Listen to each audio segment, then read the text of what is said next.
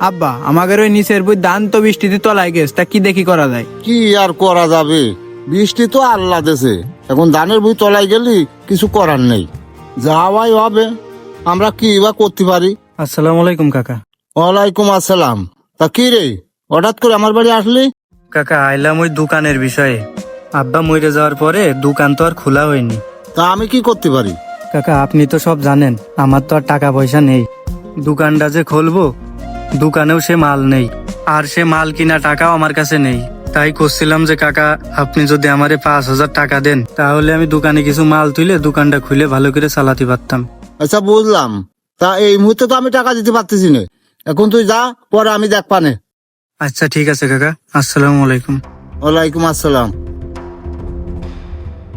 আব্বা তুমি যে ওরে টাকা দিবা, ওই টাকা দিলি তুমি আর ওই টাকা কোনোদিন ফিরে পাবা? আরে পাগল, কনে টাকা দিচ্ছি?